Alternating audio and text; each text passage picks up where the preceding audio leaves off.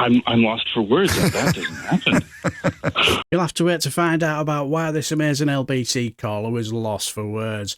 But he certainly wasn't lost for words when it came to how he felt about how Keir Starmer should treat the Mango Mussolini. Now, Joseph, he also managed to shoehorn in a great quote about integrity too. And what does burritos have to do with the art of the deal? Joseph is in Stroud. Joseph, what would you like to say?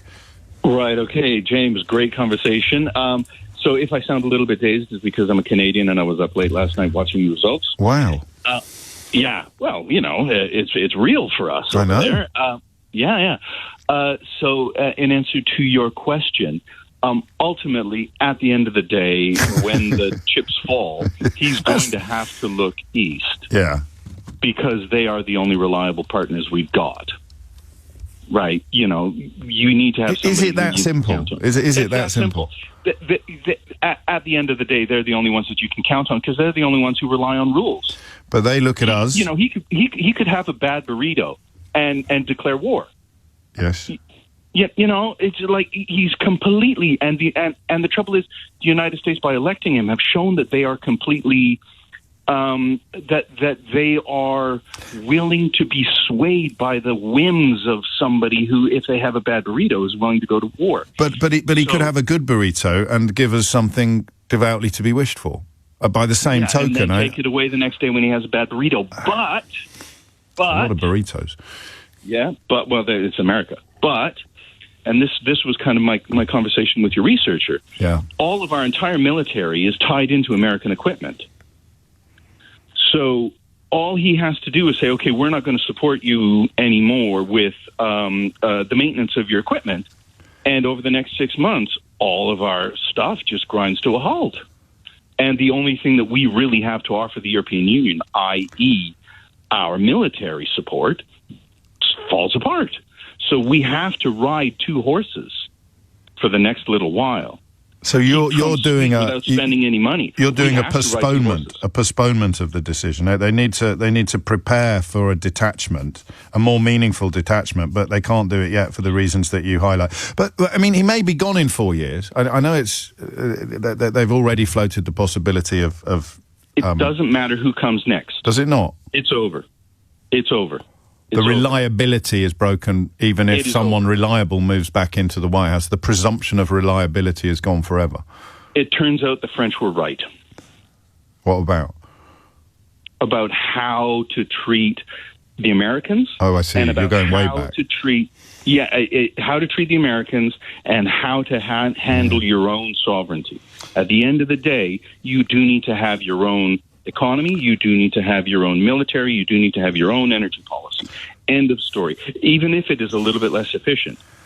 You can't be too reliant on anybody else, but in this case on the biggest player in town. What about the what does it look like in terms of specifics? Do we the state visit, is that just what you'd describe as a meaningless bauble? You give Trump something that he wants because he's a massive man-child. The Open, if they could pull strings and deliver the Open to Turnberry, he'd be delighted. Is it Turnberry? Well, anyway, to his golf course, he'd be absolutely delighted. So you do these things. Nothing that costs us money. Right. Nothing. But what about integrity? Nothing that costs us our ability to pivot. What about integrity? It costs us integrity. Integrity is the luxury of people who've made provision for it. That's a nice line. And Mark Carney has integrity. Mark Carney is in a very different position. Canada is, by declaring that the whole 51st state thing put Canada in an existential position. Yeah. By declaring that whole thing put, that's it. That was him stating that his intention is to make Canada no longer exist. So that and Canada is in a very different position to Britain. Of course, Canada has to take the kind of the communication strategy of a small to medium sized dog.